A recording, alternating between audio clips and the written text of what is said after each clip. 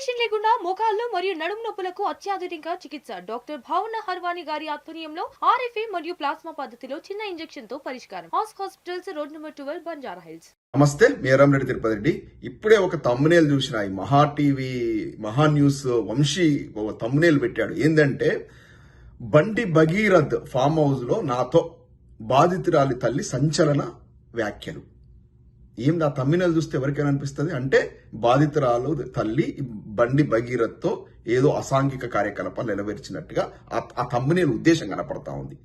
అంటే నిన్నటిదాకా ఆ పిల్ల విషయం లోపల వీడు టాల్కం పౌడర్ వంశీగాడు నిన్నటిదాకా ఎంత విషం కక్కాలో అంత విషం కక్కండి. ఏమని ఆ పిల్ల మైనరే కాదు మేజరు అది ఇది అంటూ తప్పుడు కథనాలు చేస్తూ ఆ పక్కన వీడుంటే వీని పక్కన ఒకడు ల్యాప్టాప్ పెట్టుకుని తానా తందానా అనే బ్యాచ్ ఆ ఇద్దరు చూస్తూ ఉంటే అనిపిస్తుంది కదా. ఈ దొంగనా కొడుకులు గనక అసలు హైదరాబాద్ నడి బొడ్డున కూర్చొని ఇట్లా తెలంగాణ సంస్కృతి మీద, తెలంగాణ జాతి మీద, తెలంగాణ అమ్మాయిల మీద, తెలంగాణ మహిళల పట్ల ఇంత విచక్షణ రహితంగా తమ్మునేళ్లు పెట్టి పచ్చి అబద్ధాలు మాట్లాడుతూ ఇది జర్నలిజం ముసుగు లోపల ఒక వ్యభిచారం చేస్తున్నటువంటి ఈ లంగా నా కొడుకన్ని చీల్చి చెండాడిన తప్పులేదని చెప్తున్నా. ఎట్లా పెడతావురా తమ్మునీలు? ఏం తమ్మునీలు రా? దాని ఉద్దేశం ఏందిరా?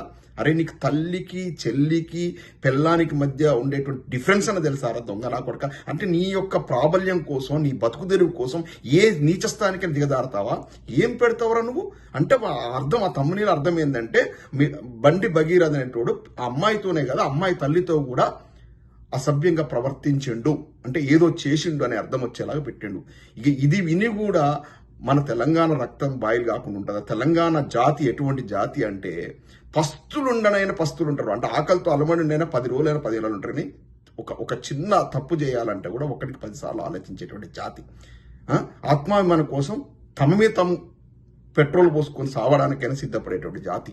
అంటే ఆత్మాభిమానాన్ని మించింది లేదు. తెలంగాణ పోరాటమే ఆత్మాభిమానం కోసం జరిగింది. మా పాలన మాకు, మేము ఇంకొని దయాదక్షిణ కింద బతకకూడదు, మా యొక్క రాజకీయం మేము చేసుకుంటాం, మా రాజ్యాన్ని మేము ఏలుకుంటాం అనేటువంటి మెయిన్ ఆత్మాభిమానం కోసం జరిగింది. చాలా మంది నిధులు నీళ్లు నియామకాలని సెకండరీ థింగ్. ఆ దోపిడీ ఎట్లా జరుగుతుంది కొన్ని దశాబ్దాల కాలం నుంచి ఆంధ్ర వాళ్ళ దోపిడీ మన మీద వచ్చి ఆజమాయిసి. ఎందుకంటే ముఖ్యమంత్రులు కూడా చూసుకోండి, ఉమ్మడి ఆంధ్రప్రదేశ్ లోపల తెలంగాణ నుంచి ఒక మర్రి చెన్నారెడ్డి గారు, ఒకరిద్దరు తప్ప మొత్తం ఇప్పుడు జల వెంగళరావు గారు తప్ప ఎప్పుడు మొత్తం రాయలసీమ ఆంధ్ర ప్రాంతానికి చెందిన ముఖ్యమంత్రులు అవన్నీ కూడా చూసి తెలంగాణ జాత రగిలిపోయి మాకు అన్యాయం జరుగుతుంది, మా సెల్ఫ్ రెస్పెక్ట్ మాకు ఇంపార్టెంట్ అనేటువంటి పోరాటం అది. అటువంటి జాతి మీద వీడు ఎన్ని పిచ్చి ప్రేలాపాలంటే గతం లోపల తెలంగాణ ఆడబిడ్డలకు ఎంతో సెంటిమెంట్ అయినటువంటి ఒడిబియ్యం మీద కామెంట్ చేసిండు. కేసీఆర్ గారి కూతురు కవిత గారి మీద అనుచితమైన వ్యాఖ్యలు ఎన్నో చేసిండు. అప్పుడు ఆమె ఏ పార్టీ నుండి ఆమె తెలంగాణకు బీఆర్ఎస్ పార్టీకి తీవ్ర ద్రోహం చేస్తా ఉంది. అయినా కూడా చెప్తున్నా, ఆనాడు కూడా మేము ఇంత తీవ్రంగా స్పందించినాం.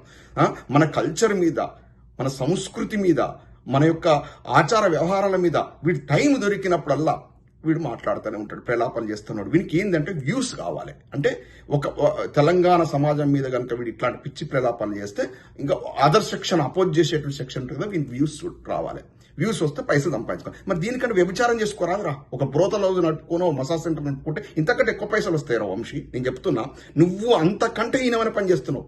ఒక తల్లి బిడ్డ ఇద్దరు కలిసి భగీరథ్తో కలిపిన అర్థం వచ్చేలా తమ్మునీలు పెట్టామంటే నువ్వు ఏ స్థితికి దిగదారినవో.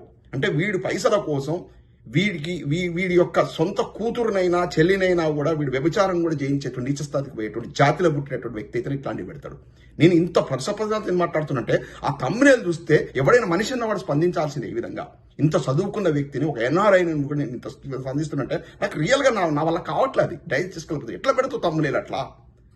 ఒక మెయిన్ స్ట్రీమ్ మీడియా లోపల నిన్నటి దాకా సో కాల్డ్ పచ్చ ఛానళ్ళు కనీసం బండి భగీరథ విషయాన్ని మాట్లాడలేదు. మాట్లాడినా కూడా ఒకటి పెడితే ఇందులోపల ఈ సంఘటన విషయం లోపల బాధితురాలనే నేరస్తురాలుగా చిత్రీకరించే విధానాన్ని చూశాం. బండి భగీరథన్ గురించి మొత్తం పాజిటివే. ఆ అబ్బాయిది ఏం తప్పలేదు, మొత్తం అమ్మాయిదే తప్పు, అమ్మాయి కుటుంబం తప్పని నిర్ణయం చేశారు. ఇవాళ కోర్టు అక్షింతలు వేసేసి బెయిల్ రద్దు చేసిన తర్వాత ఆ బండి భగీరథన్ అర్థం చేసింది. ఇవాళ ఈనాడు పేపర్లో, ఆంధ్రజ్యోతి పేపర్లో ఫ్రంట్ లైన్లో వచ్చింది. నిన్నటి దాకా కనీసం లాస్ట్ పేజ్లో కూడా రాలే. అంటే సోకాల్డ్ పచ్చ మీడియా, ఏబిఎన్ కావచ్చు, ఈ మహా న్యూస్ కావచ్చు, TV5 కావచ్చు, వీళ్ళంతా కూడా వీళ్ళు అవసరమా? హైదరాబాద్ నడుబొట్టిన బతుకుదురుకు వచ్చారు, బతుకుతున్నారు, ఏదో వార్తలు వేసుకుంటారు. మా తెలంగాణ సంబంధించినటువంటి ఇప్పుడు మా అనుకూలమైనటువంటి మా తెలంగాణ సమాజానికి సంబంధించినటువంటి ఛానళ్ళు టీ న్యూస్ కావచ్చు, ఈవెన్ ప్రత్యర్థి పార్టీకి చెందినటువంటి V6 కావచ్చు, ఎప్పుడైనా మీ ఆంధ్ర వార్తలను, ఆంధ్ర నాయకుల గురించి ఇంత బ్యాడ్గా మాట్లాడడం చూసారా? ఇట్లా పోర్ట్రేట్ చేయడం చూసారా? అసలు ఆంధ్రప్రదేశ్ సంబంధించినటువంటి విషయాలను పెద్ద పట్టించుకుంటారా? మీకు ఎందుకురా మా వ్యవహారాలు? మీరు చేస్తున్న దశాబ్దాల కాలం నుంచి మీ చేత అనిశ్చితకు ఇలాంటి తప్పుడు కథనాలతో మేము నాశనమైనటువంటి మా సమాజం కళ్ళు తెరిచి పోరాటం చేసి సాధించుకున్న దాంట్లో ఇంకా బతుకుదేరుకి ఇక్కడ హైదరాబాద్ గడ్డ మీద ఉంటూ ఈ ప్రచారం ఏంద్రా, విష ప్రచారాలు ఏంద్రా? మా పిల్లల మీద, మా తెలంగాణ జాతిలో పుట్టినటువంటి అమ్మాయిల మీద, ఈ యొక్క మహిళల మీద ఈ విధమైన అనుచిత వ్యాఖ్యలు ఏంట్రా? ఎంత హౌ డేర్ యూ? ఈ నా కొడుకును ఎక్కడ దొరికితే అక్కడ చెప్పుల దండలేస్తే అన్నాల. ఈ వంశీ అనేటోని ఎక్కడ దొరికితే అక్కడ చెప్పుల వేస్తే అన్నాలని నేను అప్పీల్ చేస్తున్న తెలంగాణ ప్రజానికానికి. ఇవాళ ఆ తమ్మునేలు వేసినప్పుడు ఎవరు రగిలినోడు వీడు ఎక్కడ దొరుకుతాడో చూడండి, వీని కోసం వెతకాలి. ఇటువంటి దొంగ నా కొడుకులు జర్నలిజం అని ముసుగేసుకుని, ఒక కోటు వేసుకుని, అక్కడ కూసుకొని మాట్లాడుకుంటా మహిళల పట్ల ఇటువంటి అనుచితమైన వ్యాఖ్యల అసలు ఎలా స్పందించాలో కూడా అర్థం కావట్లేదు. తెలంగాణ ప్రజానికానికి అభ్యర్థిస్తున్నాను నేను, ఇటువంటి దాన్ని మన సిస్టంలో లేదు, మన తెలంగాణ లేదు ఇలాంటి కల్చర్. అదంతా కూడా ఖమ్మం తర్వాత దాటినటువంటి మిగతా ప్రాంతానికి పోయినప్పుడు నేను ఆ ప్రాంతాన్ని అక్కడ జరిగితే ఇట్లాంటి వ్యక్తిగతంగా మహిళలు అనేటువంటి విలువ లేకుండా అసభ్యంగా ఇట్లాంటి కథనాలు చేస్తారు. మన తెలంగాణ కల్చర్లో ఇలాంటిది లేకుండే, కొత్త కల్చర్ ఇప్పుడు వచ్చింది. నిన్నటి దాకా బాధితురాలని నేరస్తురాలుగా చిత్రీకరించే ప్రయత్నం జరిగింది. ఇప్పుడు ఇగో ఇట్లాంటి కథనాలు ఇస్తున్నారు. ఇంకా విషయం చంపుతున్నారు. ఏదైనా పత్రికలు కానీ మీడియా అనేటువంటిది ఏం చేయాలంటే ఎవరైనా దోషులను ఎండగట్టే విధానాన్ని పాత్ర పోషిస్తే ఒకనాడు అట్లుంటుండే. ఇవాళ ఏ స్థాయి తీసుకపోయారు? దోషిని నిర్దోషిగా నిలబెట్టే ప్రయత్నం, బాధితురాల్ని నేరస్తురాలు చూపించే ప్రయత్నం. ఇంతకంటే దిక్కుమాలిన జర్నలిజం ఏముంటది? ప్రజలారా గమనించండి. ఈ వంశీ గారిని చెప్పుల దండలేస్తానాలని అప్పీల్ చేస్తున్నాం. వీడికి బుద్ధి రాదు. ఇంతకుముందు కూడా గతంలో చాలాసార్లు స్పందించారు. వీడికి బుద్ధి రాదు, సిగ్గు శరం లజ్జ ఏ లేదు. దొంగ నా కొడుకు వీడు జర్నలిజం ముసుగులో వ్యభిచారం చేస్తున్నటువంటి వ్యక్తి. వీని కుటుంబ సభ్యులను కూడా వ్యభిచారం దించడానికి కూడా వీడు వెనకాడడు. వీని డబ్బు ప్రధానం, వ్యూస్ ప్రధానం, దానికోసం ఇట్లాంటి చండాలమైన ప్రచారం చేస్తున్నాడు.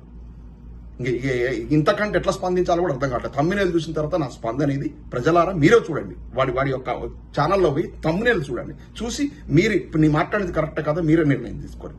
జై తెలంగాణ.